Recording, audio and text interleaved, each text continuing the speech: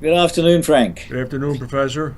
Another week of similar events, I think. I should I think say. the way we finished up last week about the relationship between uh, the success of Trump on the one hand and of the Brexiteers on the other hand may both be related to the resistance against change among people on both sides of the Atlantic who are not ready for change, Hmm. but at an earlier stage of history, maybe up until a few decades ago, wouldn't have been having any influence on what happened actually at the national level. And now they are. And I think the same thing has happened this week again in the Philippines. Yes. Very interesting result. Um, it's really it makes one wonder what's going to happen next because the resistance seems to be building up. Well, I think I'm not so sure that what happened in the Philippines is necessarily congruous to what may happen in the UK and the US, simply because of the difference in degrees of penetration of so-called globalization in all three places. Specifically, I would, without saying this empirically, I would suspect the Philippines are a bit of an outlier as compared to globalization connectivity to, say, the United Kingdom or the United States.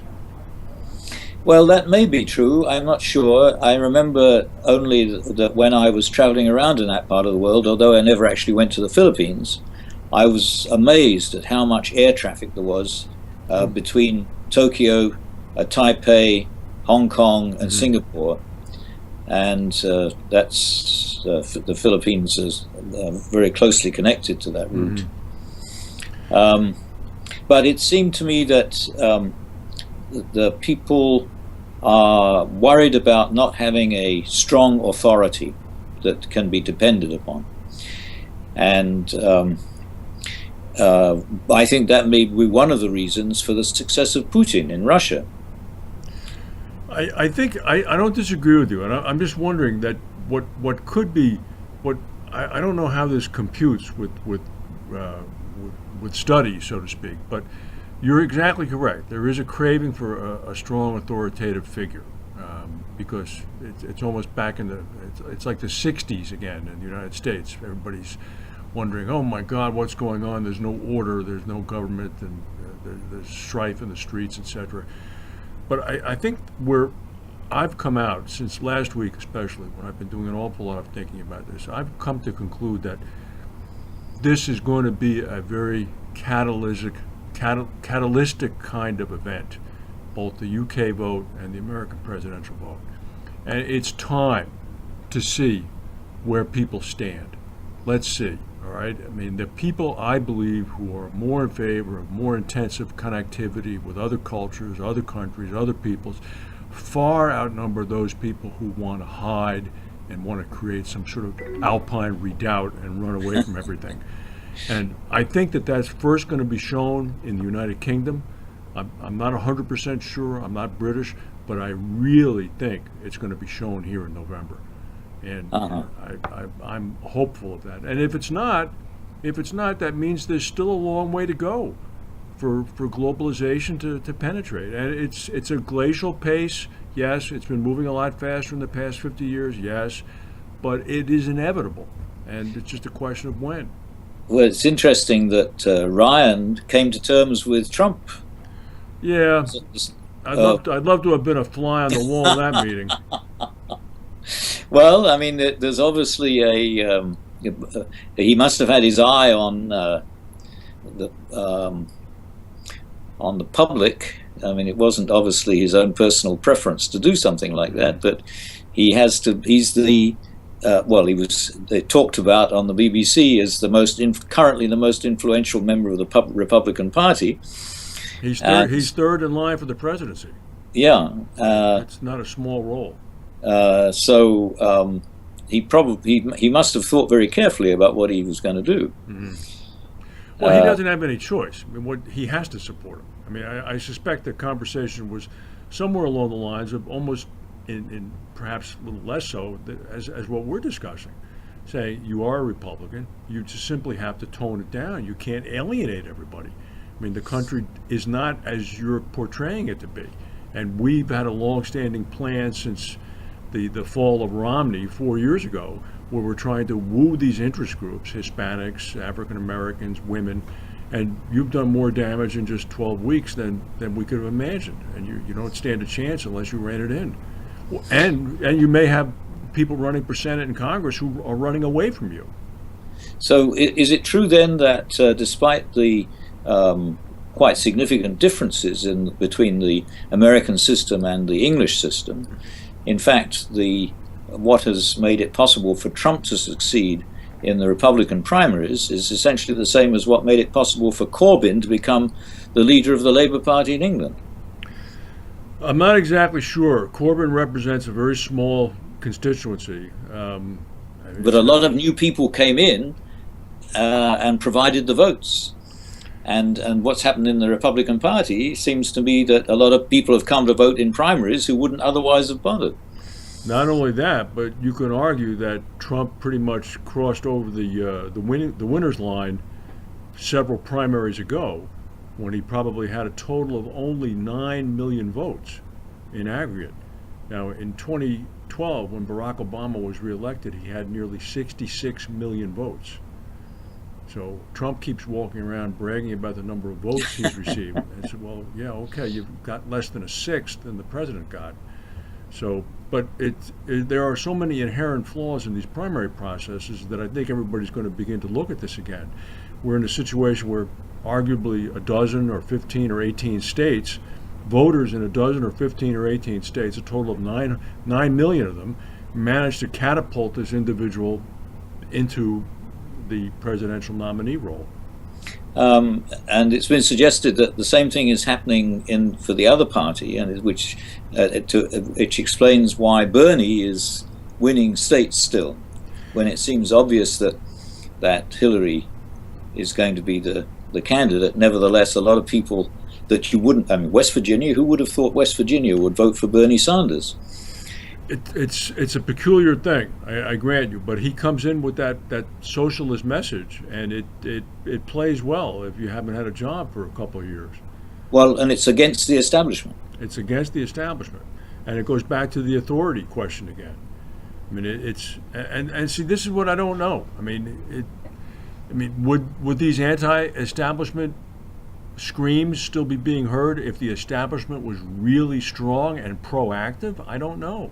How does that work? I mean, there weren't too many people screaming at Stalin, and there are not too many people screaming at Putin. No. It's amusing that David Cameron is about as establishment in the old-fashioned sense as you could find to put in 10 Downing Street these days. Mm-hmm. But he's relatively popular, even though he's at a terrific disadvantage at the moment, and probably a lot of the people who might vote for Brexit are doing it because of Cameron. That it's against establishment again. People who might vote for Brexit. Well, since we don't the numbers, the polling that. Predicting what the vote is going to be on the 23rd of June keeps changing, but recently the gap between those for and those against has been narrowing. Yes. I think that's going to be a very close call over there. I'm not sure. And if they do vote for Brexit, that's going to be an enormous change in world affairs. It will be, and it's going to be I think it's the kind of vote where, if you could have a do-over vote in 6 months, I think that they would vote to stay by a wide margin, if they do vote to leave. But that's not possible, of course.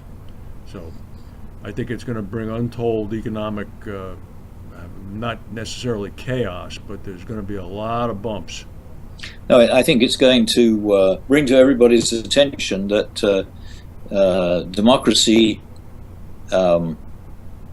just the basic idea of democracy doesn't produce the best of all possible governments, because the decision-making process is vulnerable to all sorts of short-term forces that have long-term results. Well, that's exactly So, that's exactly what one could say about the rise of Trump. The vulnerability of yeah, democracy with short-term forces giving rise to things that may have long-term changes. God forbid if he's elected. And that's yeah, exactly my point. yeah.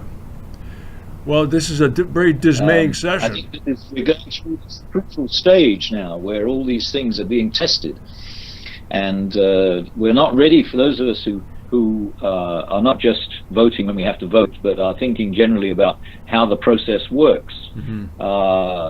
Behind, we're not keeping up with the way the process is changing, and the fact that it has to be managed somehow in the current system, whether it's a written constitution or an unwritten constitution, it doesn't provide the mechanism for making sure that it works in a way that, in the long term, satisfies the largest number of people.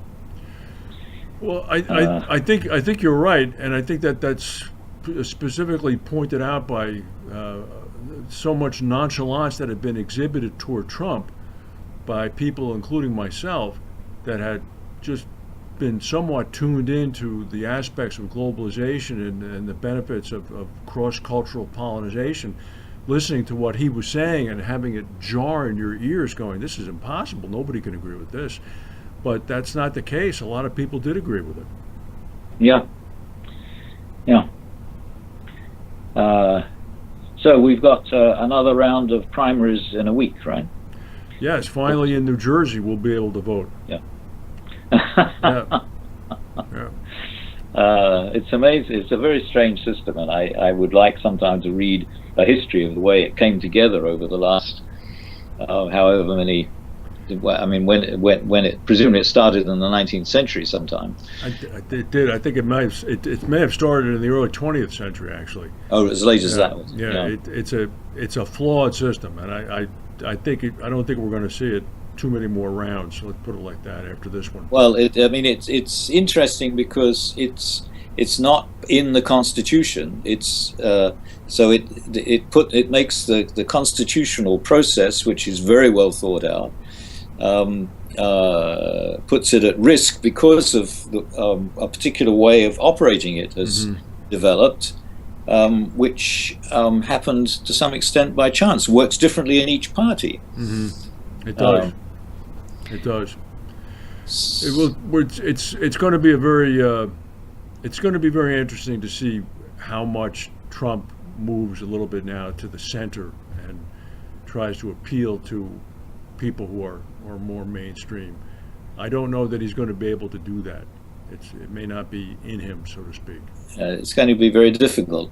But just to put what we've been saying into a larger context, I think that France is having problems that look very different, but may in fact be being caused by similar factors.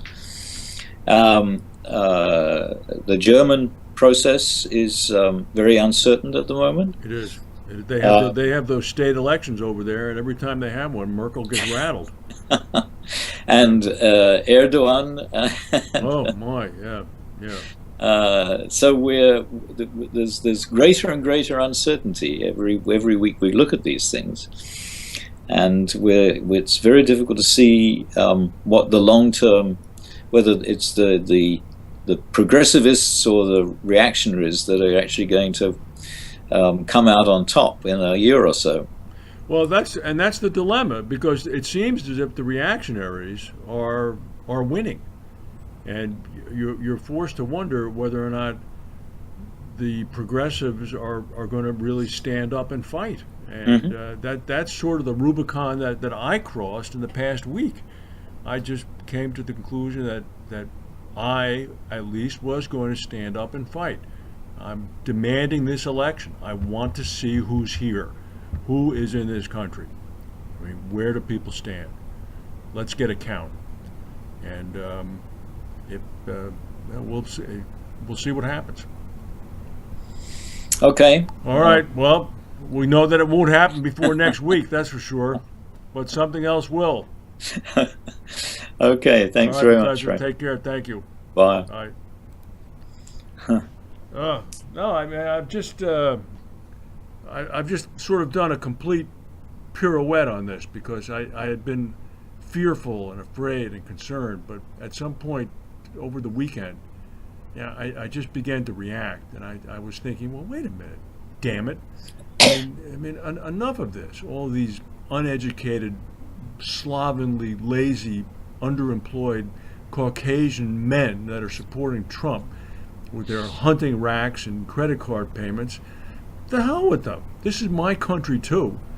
Let's It's going to have be a very vote. interesting to see what happens this weekend with Trump and Biden within a few feet of me. Oh, right, right. Are you going to actually attend the event?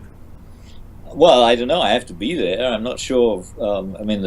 Everything's going to take twice as long as it would otherwise because of all the security arrangements. Right, right. Um, and I would find it very surprising if we notice nothing except the increased security.